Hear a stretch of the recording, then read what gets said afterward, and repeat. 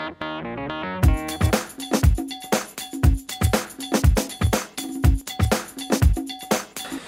hi everybody, this is Stephen Logreira with StephenHelpsMeSucceed.com. Today I have the rare privilege of bringing to you Darren Little, aka the MLM superhero. Now if you haven't heard of this guy's just amazing. He's just like a branding machine. You know, he's got this whole Superman theme. I don't know, but he just calls himself the MLM superhero. And he's been great. He's been gracious enough to give us his time and a little bit of attention, and we're just going to pick his brain. He's been in network marketing. How long have you been in network marketing? Oh, about 20 years. About 20 years. So we're talking to a guy who's been here for 20 years, lots of experience, and you know, we're just going to pick his brain a little bit here and you know, find out just where his mojo comes from, because this guy's just amazing. He's just got this great energy about him, and I met him over a month ago and just was really impressed by his teachings and what he talks about, and he really is a true networker. So let's go ahead and get the interview started. Sounds great. Great. All right, great so okay, so what's your story, Darren? Well, my background's really in marketing and advertising for about the last 25 years, and I've launched about 30 different products and services into the marketplace. Some of them have been category creators. Bingo.com was my company. I was the founder, president, CEO of Blackjack.com, Eagle Auctions, and you know, typically when I'm getting involved in any type of company, I typically look for category creators, something that hands down you really have no competition. Okay, awesome. And prior to doing network marketing, what were you doing before? From the marketing and advertising industry, raising money, taking companies public.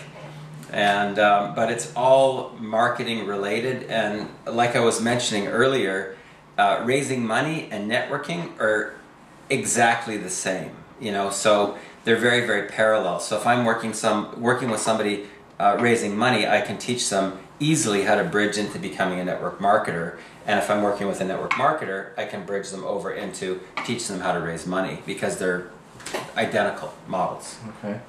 Can you maybe point out 3 things that you would say are really parallel to fundraising and network marketing? Yes. Just a couple of points. Both models, it's really about the relationship. You know, when you're talking about something to do with the network marketing industry, or you're talking about raising capital, you have to be able to connect with your prospect or your potential person that's going to put in as an investor. So it's really all about them and their life and their family and their kids and whatnot first, and then you bring up whatever it is that your company is, or your deal is, or what your opportunity is. So, and then typically once you find out whether or not they're liquid, you know, an investor is either liquid or they're not liquid. Somebody in the network marketing industry is either open for additional streams of income or they're not. You know, it's a very black and white. So once you find that out, then there's typically something or someone other than you that does a presentation. It could be a website, a webcast, a DVD, a CD, a teleconference, another person, something other than you that does the presentation, and that's crucial. Okay. Why is that crucial? Okay. In order to have major success with this model, you have to have something called duplication, and it has to be easy and effortless. So the more that you say yourself personally, the more that person thinks that they have to know. So a lot of people that, you know, tell it all and know it all and do it all, typically they will come up against their prospects saying, you know what, Stephen, you're going to do really great at this, but I just don't have the time. Because they think they have to know everything that you know. So by the more that you say, the more you literally sell yourself out of getting a new business partner. So there's basically money in shutting up. Exactly, exactly. Yeah, I've heard other people say that the money is in the uncomfortable silence, right? Yeah. Excellent. Okay, so really that kind of goes into my next question, which is, what does it take to succeed in network marketing? You know, One of the things about network marketing that I would put out here, that I would communicate about that, is that you have to have what I would call bulletproof belief. You have to be in a state of mind where you're completely sold on your company, you're completely sold on your product, you're completely sold on your the industry itself, and you're completely sold on your leadership team. Now, the leadership team is the core of all of it. Because you can have a company that's not so great, you can have a market plan that's not so great, a product line that's not so great, but a leadership team that's amazing, and you can go to the top in that company. If you've got a phenomenal company, a phenomenal product, a phenomenal compensation plan, and a poor leadership team, you're not with alpha leaders, and you don't have the ongoing support, the ongoing training, the ongoing mentoring, chances of success are slim to none. Okay. Yeah, this is I've heard you bring up this term, alpha leader. Yes. Talk about, what is an alpha leader? An alpha leader is, it's the guy that walks into the room, or the woman that walks into the room, and they literally stop people in their conversations. They have an aura about them, they have an energy about them. Everybody wants to know what they do. They're the person that drives up to the valet in the Lamborghini, or they've got a $5,000 suit on, and they just emanate a success aura. They don't necessarily have to be wearing something expensive, but they have this type of aura where you want to know what they do. And they can command attention, they can carry a presentation really easily, really effortlessly. They can explain concepts and ideas just like it's the back of their hand. Just wrap it up, So once you're with that type of group, they're very knowledgeable, and you feel comfortable. You feel like you are in good hands by going down that path with them, because they know what they're talking about. Okay. Because I personally believe that there's a saying out there that people are born leaders. I think that people do have leadership tendencies, qualities, but I do think that you can develop yourself into an alpha leader. So for our viewers here, how do you develop that aura? How do you develop yourself into an alpha leader? Okay. I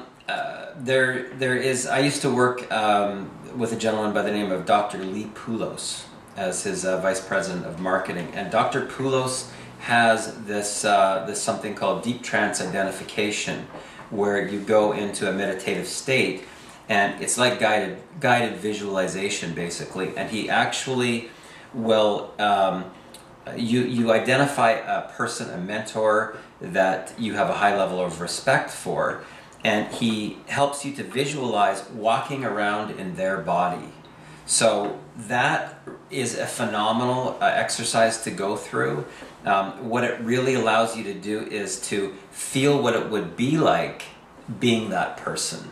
So a lot of visualization, a lot of just knowing what would be different. So if I was to say to you, okay, let's say that right now that you're an alpha leader and you've got $10 million cash in your bank account, how would you breathe? Would you breathe differently? Oh, yeah. Would you stand differently? Would you have different confidence? Would you walk differently?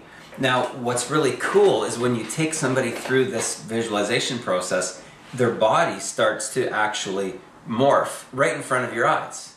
So very, very easily and effortlessly, a person can become that person just by thinking of what would be different if they were that person. Very, very cool. And this is called deep trance identification. Deep trance identification. Phenomenal. drpoulos.com. P-U-L-O-S. drpoulos.com. All right, drpoulos.com. How to become an alpha leader. Good stuff. You'd also mentioned the importance of having a good team. Talk about that. Okay. So much about the network marketing industry is very different than conventional selling. Most people that work for a company, a photocopier company, or they maybe sell office supplies, or they work for a painter or a construction company, or they work in real estate. They are used to a model of booking an appointment, pitching a prospect, talking about features and benefits, dealing with objections, and trying to leave with a signed contract. For the majority of industries, that's a typical model. So the sales manager comes out and says, well, we got to get those quotas up. So they want you to book more meetings with more presentations to try to bring in more business. The networking business model is not like that at all. It's very, very casual. It's something that you bring up very nonchalant. It's something that you bring up at the very end of a conversation very casually. And it typically takes between 5 and 12 connections or exposures to enroll somebody. Most people that come from sales, big failure. They never get the model. So they're thinking that, there's a box of product, who am I going to sell this product to? That's not networking. That's called direct selling, and most people can't do direct selling. So you need to learn the difference between that selling model and the networking model, which is connecting people to people. There's other people. So when you've got a good power team, right, and you've got a lot of stories within that power team, you've got a lot of peak performers within that power team, now you can line up who's the right fit for this prospect. So, and it's connecting that person to the team. It's like playing football. So you can't play football by yourself. You can't take a football and go out to the center of a field and play. You have to have a team to play football. Networking is very much the same. Awesome.